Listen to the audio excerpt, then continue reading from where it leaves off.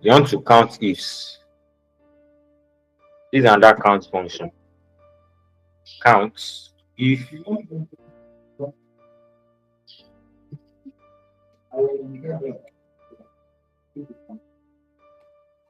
and what's your criteria? What's criteria do you want to? You want to count. So criteria means is the condition in the form of number, expression, or text that defines which cell should be counted. So we want to count if our cell is either A or B or C or D or something. So you just put a condition C. A should we are in the A cell. Just count it. So you can say our result is 3. So you just press OK. So you can just double tap to feed. No, this is wrong.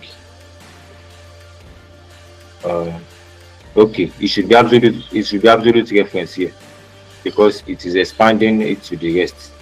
Let me show you what's going on. If you check this one now, you see that it has expanded it to the other side. But once that want our range to be constant, as you all know.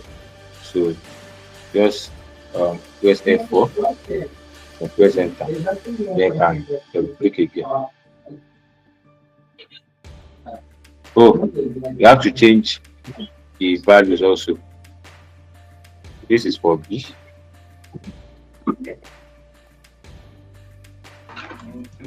This is for C. This is for D.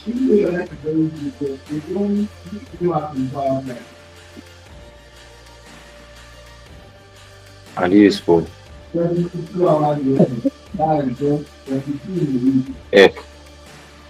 So that's the highest number of PDS F.